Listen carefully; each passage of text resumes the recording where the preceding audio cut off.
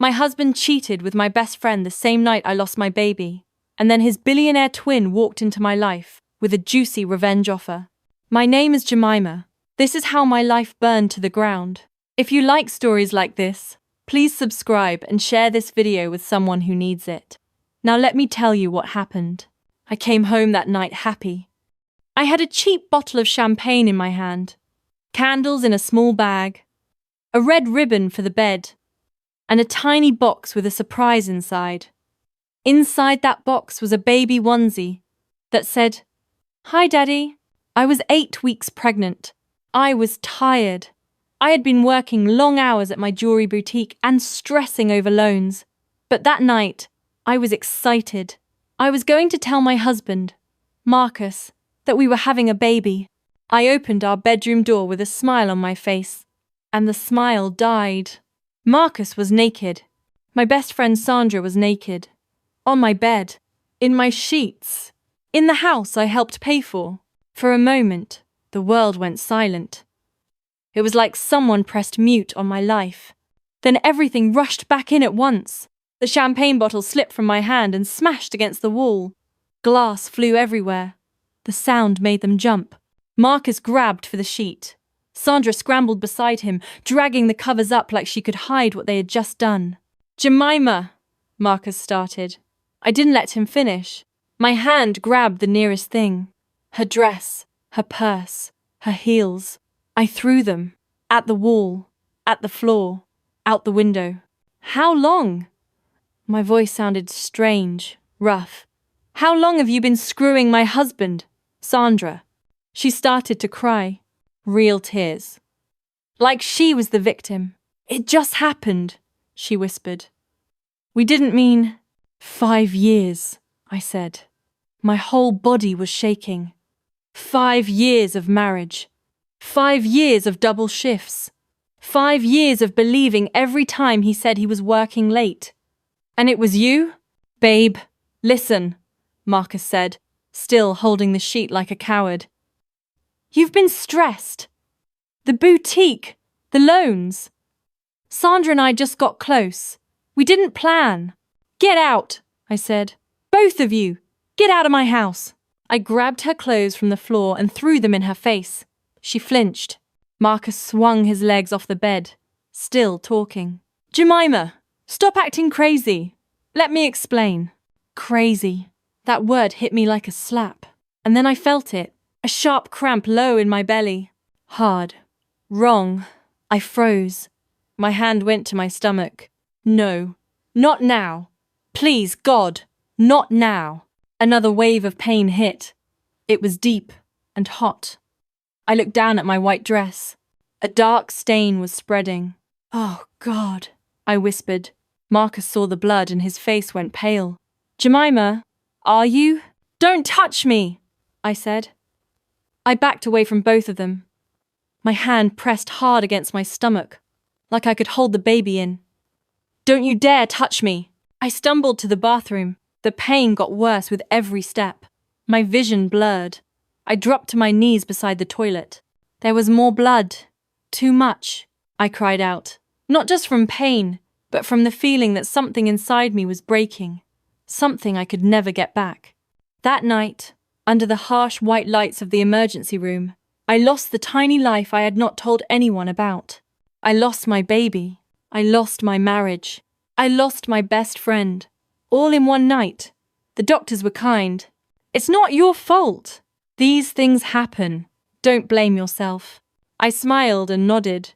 Inside, I blamed myself for everything. The divorce that followed was war. Marcus's family had old money. They had lawyers with smooth voices and cold eyes. I had a tired legal aid lawyer and a stack of hospital bills. They called me unstable. They said stress made me violent. They talked about the night I threw Sandra's clothes out the window like I was some wild animal. They did not talk about the affair. They did not talk about the miscarriage. They did not talk about the loans I took, the hours I worked to build the boutique that put Marcus's name on the map. In the end, Marcus walked away with everything. He got the house. He got the car. He got the boutique I built. He even got my grandmother's jewelry that I had used as collateral. I left with 3 boxes of clothes, $200, and a restraining order that said I couldn't go near the house I once decorated with love. A week later, I got a text from Sandra. "I'm sorry it ended like this. I hope you can forgive me someday. Marcus and I are getting married next month. You're not invited, but I wanted you to know. I hope you find happiness, Jemima." My hands shook as I read it. I stared at the words until they blurred. Then I typed one line. "You'll get exactly what you deserve. Both of you." I hit send, blocked her number. That was the day I decided I would never be the soft girl again. 3 months later, I was wiping tables in a coffee shop that smelled like burnt sugar and old coffee. My hands, which used to shape silver and stones into jewelry, were now carrying paper cups with names spelled wrong. It was a big fall. From business owner to barista, people who used to shop at my boutique walked past me. Some recognized me. They stared at my cheap black apron and my tired face. I told myself this was temporary, just a season, but it hurt. My tiny studio apartment was noisy and cold. The walls were thin, the bed creaked. Some nights, I cried into my pillow so no one would hear. Other nights, I just stared at the ceiling, replaying that night. Marcus's face, Sandra's tears, the blood on my dress. I thought my story was over. I had no idea it was just starting. It happened on a Tuesday. I was behind the counter, half asleep, punching in orders. Caramel latte, mocha, no cream, large black, normal people, normal lives, normal problems. I called out another name and looked up. For a second, my lungs forgot how to work. Marcus, that's what I thought. Same height, same jaw, same deep eyes, same body I once woke up next to. I actually stepped back and grabbed the counter. Then I noticed the differences. His posture was more confident, more dangerous. His suit was sharper. His presence felt heavier, like a storm rolling in. He walked straight toward me. Every step made my heart beat harder. He stopped at the counter. "Jemima," he said. Hearing my name in that voice sent a cold shiver down my spine. "I'm sorry, do we know each other?" I asked. He tilted his head slightly, studying me. "You look different without the diamonds," he said. I remembered the earrings I had pawned for rent. My throat went dry. "How do you know my name?" He gave a slow, controlled smile. "I'm Xander Blacks," he said. "Marcus's twin brother." The room tilted. "Twin?" I repeated. "Marcus doesn't have a twin." "He doesn't like to talk about me," Xander said. I walked away from the family company, built my own. He stayed and ruined the Blacks' name from inside. He slid a card across the counter. "I've been looking for you," he said. "For what?" I whispered. "To make you an offer," he said. "One you shouldn't refuse." I looked down at the card. Xander Blacks, CEO. "Why would a billionaire care about a broke barista?" I asked. "Because you're not just a broke barista," he said softly. "You're the woman my brother destroyed, and I've waited 16 years for a chance to destroy him back." My fingers tightened on the edge of the counter. He checked his watch. "I finish a meeting at 8 tonight," he said. "Penthouse at Black's Tower. The address is on the card. Come if you want your life back." "And if I don't?" I asked. "Then you keep making coffee for people who don't know your worth," he said. "And Marcus keeps living like he didn't murder your dreams." "Murder is a strong word," I whispered. "So is divorce," he replied. 8 o'clock, Jemima. Don't be late." He walked out without looking back. I stared at the card in my hand. Every part of me screamed to stay away from anything and anyone connected to Marcus. Another part of me whispered, "You wanted them to get what they deserve. Remember?" At 8 o'clock, I stood in front of Black's Tower, with my cheap coat pulled tight. The building scraped the sky. Glass. Steel. Lights. Inside, it felt like another planet. Marble floors. Gold accents. Security everywhere. "Name?" the man at the desk asked. "Jemima Crawford." He checked his screen, nodded, and pointed me to a private elevator. When the doors opened at the top, Xander was waiting, leaning against the wall like he lived there, which he did. "Right on time," he said. Come in. His penthouse had floor-to-ceiling glass. The city spread under us like a blanket of lights. He walked to the bar. Wine? No, thank you, I said. Why am I here, really? He sat opposite me. For revenge, he said calmly. On Marcus, and on everyone who helped him. What do you want from me? I asked. You know him better than most, Xander said. You know how he lies, how he talks, where he gets weak. He doesn't suspect you. In his mind, he already destroyed you. You want me to spy, I said. I want you to help me take everything from him, like he took everything from you, Xander replied. Why now? I asked. Why did you wait until I lost everything? Because before, you still believed he could change, he said. People like Marcus don't change. They just hide better. I needed you done with him. What did he do to you? I asked. 16 years ago, I was engaged, Xander said quietly. I left to build my own company so I could come back strong and buy my freedom from my father. When I came home early to surprise her, I found her in Marcus's bed. My stomach twisted. He told our father I ran away and didn't care. By the time I proved him wrong, our father was dead. The will was done. Marcus got everything. The company, the name, the power. He shrugged like it no longer hurt, but I could see it did. So now you want him ruined, I said. Completely, he replied. I want him broke, exposed, alone. No mask, no fake image, just the truth. He slid a folder toward me. NDA, contract, terms. You help me get proof of what he's been doing with company money. In return, I help you rebuild what he destroyed. Your boutique, your name, your life. How much? I asked. 50,000 a month while the plan runs, he said, like it was nothing. That's insane, I whispered.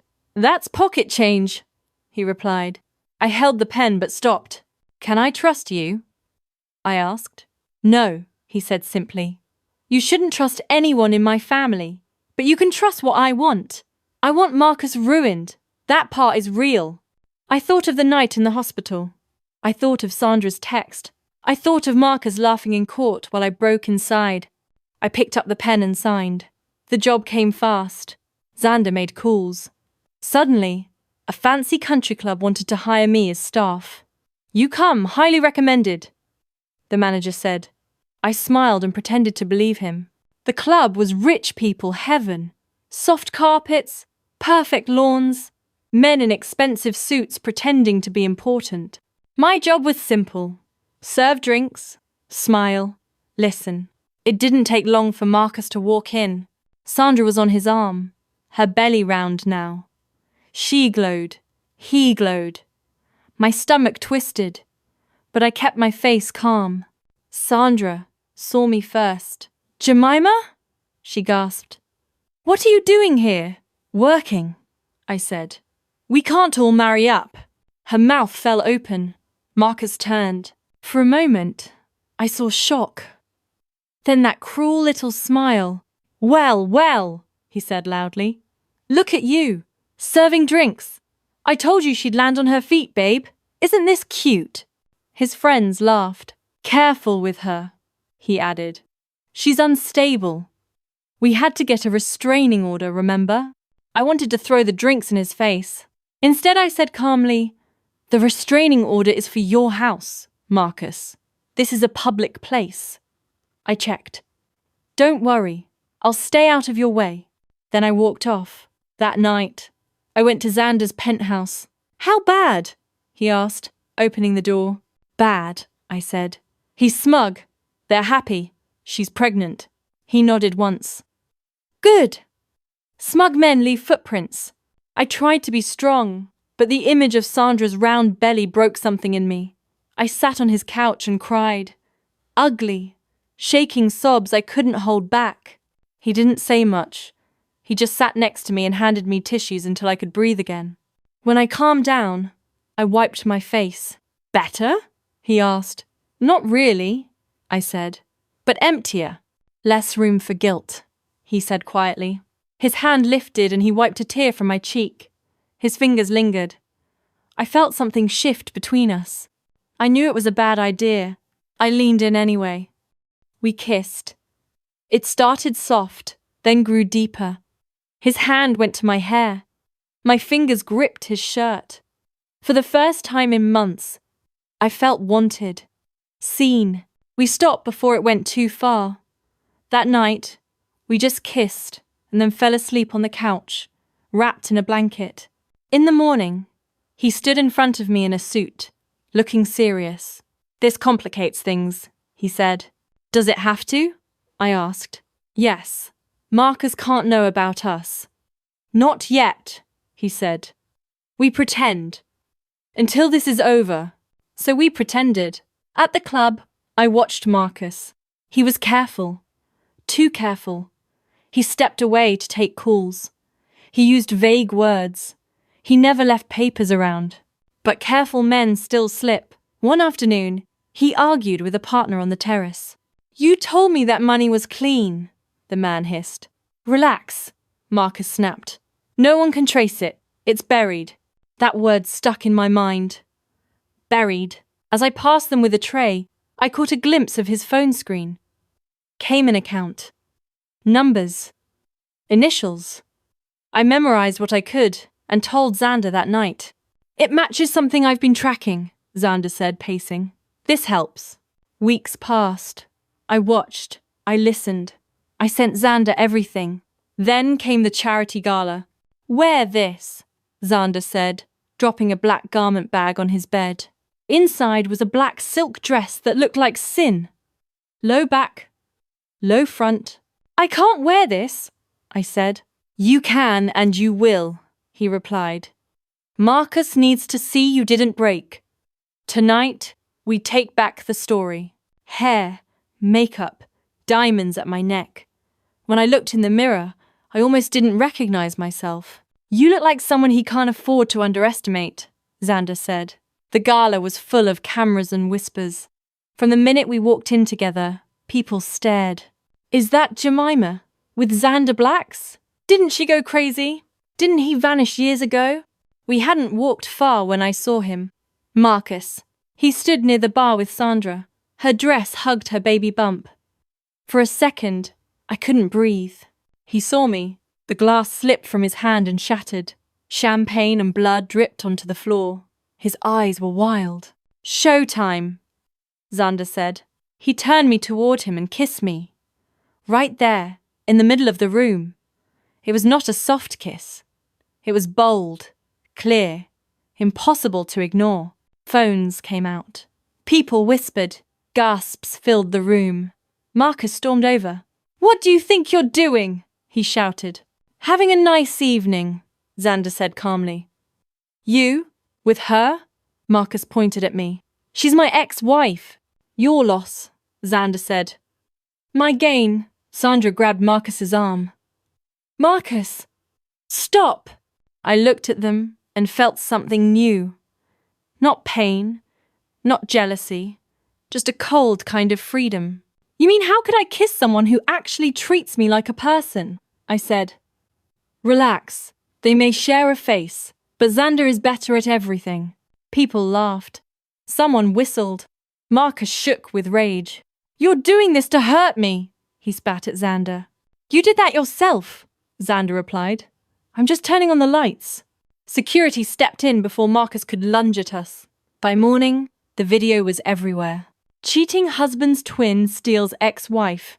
Crazy ex-wife upgrades to billionaire. Marcus hated it. We knew because his reactions came fast. First, I got fired from the club. "We no longer need your services," the manager said without meeting my eyes. Then my landlord raised the rent to a number I couldn't afford.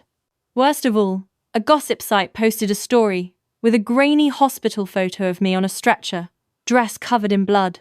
Unstable ex-wife loses baby in meltdown. Now seduces husband's twin. My Enton. My stomach turned. I showed it to Xander, my hands shaking. His face went blank. "Stay here tonight," he said. Then he made calls. A lot of them. Within hours, the article disappeared. The reporter, resigned. A news story appeared. Businessman impregnates mistress, causes wife's miscarriage. With timelines, with receipts, with proof. Comments flipped. Homewrecker, karma, poor Jemima. You didn't have to do that, I told Xander. I did, he said. He made you bleed in public, I answered. I should have felt happy, but the emptiness inside me stayed. The final blow came from a folder I almost threw away. It was full of old papers from the marriage, bills, contracts, insurance policies. I was sorting them when I saw it. My name, a huge number. One word that made my skin go cold. Beneficiary. Marcus Blacks. Amount. 10 million. A life insurance policy. On me. Signed 1 week before I caught him with Sandra. Xander, I called, my voice thin. Look at this. He read it. His jaw clenched. Unbelievable, he said. He really did it. What is it? I asked, though I already knew. He insured your life for 10 million, Xander said. Right before you went crazy and lost the baby. If you had died that night, he would have walked away rich, with a new wife and a clean story. Everyone would have blamed your mental health. The room spun. So I almost died for profit, I whispered. You almost died because he's a monster, Xander said. The money just made him worse. He called his lawyers and his contacts again. This time, police got involved. They gathered the policy, hospital records, witness statements. It didn't take long. Marcus was arrested outside his office. The video hit the news. Sandra screamed in the background. Reporters shouted questions about fraud and murder plots. I watched from Xander's couch. It's over, I whispered. Now people see him for who he is, Xander said. Sandra lost the baby 2 weeks later. They said it was stress. Part of me wanted to feel sorry for her. Most of me didn't. Months passed. The trial date was set. Evidence piled up. Marcus stayed in jail. Meanwhile, my life started to shift. One day, Xander took me back to the building where my boutique used to be. Why are we here? I asked. Because it's yours, he said. I bought it. Why would you do that? I asked. Because you built your life here, he said. You're going to build it again. He hired workers, designers. He handed me the keys and stepped back. You run the show, he said. I'm just the silent wallet. We painted the walls, set up the displays. I designed a new line called Phoenix Rising. When we finally opened, orders flooded in. People loved the story behind it. The betrayed wife, the cheating husband, the billionaire twin, the comeback. One afternoon, I stood in the middle of my new boutique. Sunlight poured through the windows. My jewelry sparkled. My heart felt steady for the first time in a long time. Xander slipped his arms around my waist from behind. Look at you, he murmured. Back where you belong. Do you regret any of this? He asked. I thought about it. I regret trusting Marcus, I said. I regret not leaving sooner. I regret losing my baby. I'll always regret that. And when self, he held me tighter. But this, I looked around. My shop, my life back. No, I don't regret this. He turned me to face him. This started as revenge, he said. I used you. I won't lie. You were a weapon against Marcus. The words stung a little, but I listened. But then you stopped being a weapon, he went on. You became the only person I think about when I wake up. The only voice I want to hear when my day falls apart. The only one who looks at me and doesn't see my brother first. His eyes were serious. I'm not a good man, Jemima, he said. I hold grudges. I love war. But I love you too. And I don't know how to do it gently. My eyes filled with tears. Say it again, I whispered. I love you, he said. Not as a tool. Not for revenge. As the woman who walked into my life bleeding and refused to stay on the floor. I laughed and cried at the same time. You are a manipulative billionaire with issues, I said. I know, he replied. I love you anyway, I told him. I think I started falling the night you sat with me while I cried over the people who broke me. He kissed me. This time, the kiss wasn't about making anyone jealous. It wasn't about revenge. It was just us. From the outside, our story still looks crazy. I divorced my cheating husband. His billionaire twin fell for me. But that's not the real twist. The real twist is this. I thought I needed to destroy Marcus to heal. I thought I needed to see him suffer to feel whole again. But in the end, what healed me was not his downfall. It was building something that had nothing to do with him. My own shop, my own name, my own life, my own love. Sometimes, late at night, I still see blood on white fabric when I close my eyes. Trauma doesn't disappear just because life gets better. But now, when those memories come, there's another image too. Me turning the open sign on my door. Xander sitting at the counter, pretending to read a file while watching me. Customers trying on pieces that carry my story. Marcus once said, "The best revenge is living well," like it was an insult. Like he was telling me to go live a small, quiet life and stay out of his way. He was half right. The best revenge is living well. But it's more than that. It's living so well that the people who hurt you choke on their own envy when they see you shine. I divorced my cheating husband. His billionaire twin fell for me. But my real victory was this. I stopped needing Marcus to pay. I stopped needing him at all. I built a life where his name doesn't matter. That's when I finally won.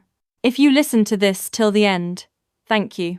If you enjoy stories like this, please subscribe, like this video, and tell me in the comments where you're watching from.